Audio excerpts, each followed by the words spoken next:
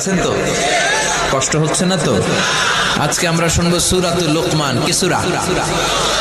সবাই বলেন কি সূরা? আরো জোরে বলেন না কি সূরা?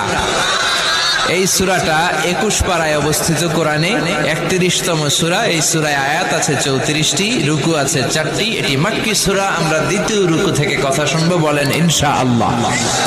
এই তাফসীর মাহফিলগুলোকে ক্লাসের মতো মনে করবেন। কিসের মতো? তাহলে কিছু শিখে যাওয়া যাবে।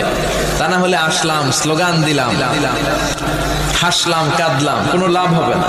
কিন্তু যদি কিছু শিখে যাওয়া যায়, জীবনটারে পরিবর্তন করে দিবে কে? আরো জোরে বলেন কে?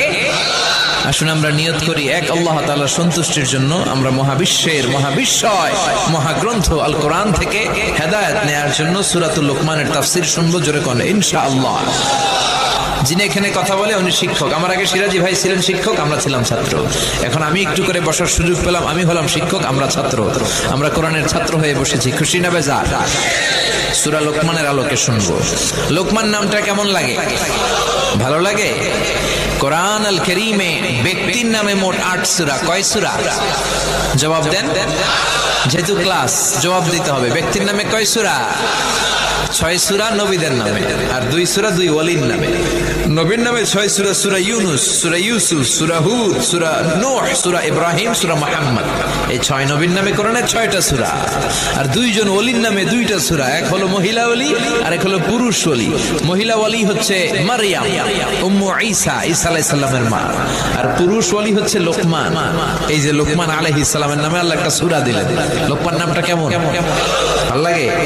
ছেলে ছেলে ফেলে রাখবেন, ঠিক আছে? এই সুন্দর সুন্দর নামগুলো কোরআন থেকে পিক করবেন, চুজ করে ছেলেদের জন্য রাখবেন। আহাব্বুল আসমা ইলাল্লাহি আব্দুল্লাহ, আব্দুর রহমান। আল্লাহর কাছে সবচেয়ে প্রিয় নাম আব্দুল্লাহ, আব্দুর রহমান। এই নামগুলো। সাইয়েদনা লোকমান আল হাকিম ছিলেন অনেক জ্ঞানী লোক, অনেক প্রজ্ঞাবান লোক। উনি ওনার ছেলেকে 10টা উপদেশ দিয়েছিলেন। কয়টা? সবাই বলেন না কয়টা? 10টা উপদেশ আল্লাহ তাআলা দিয়েছেন। ওনার উপদেশগুলো আল্লাহর এত ভালো লেগেছে, উনি যেমন যেমন উপদেশ দিয়েছে আল্লাহ ঠিক তেমন তেমন কোরআনের ভেতরে ওই উপদেশগুলো তুলে দিয়েছে। সুবহানাল্লাহ। বাড়িতে যে বললেন কেমন? এজন্য আজকে উপদেশগুলো আমরা শুনবো। আমরা অনেকেই বাবা হয়েছি না?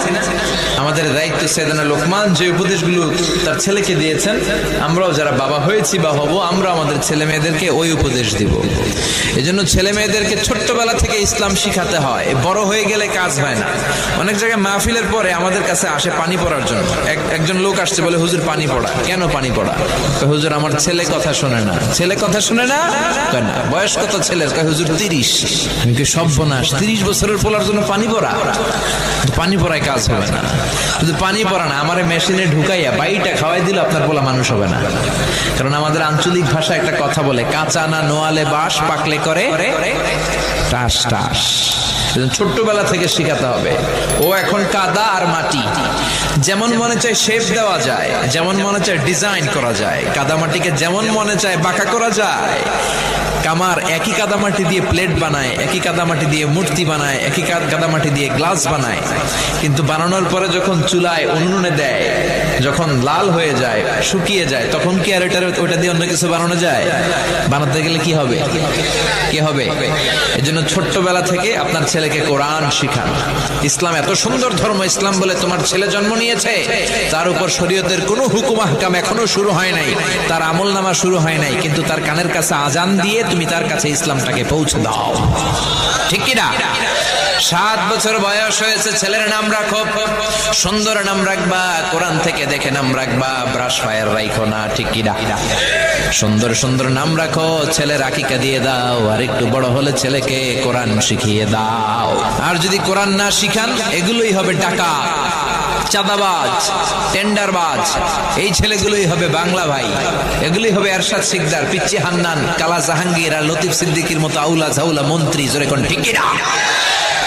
আর যদি কোরআন শিখান, ভদ্র হবে।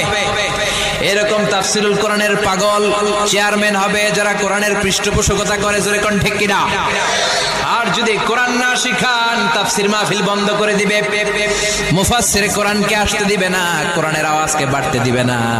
এরকম বেয়াদব নেতাও বাংলাদেশে আছে না নাই? আছে না নাই?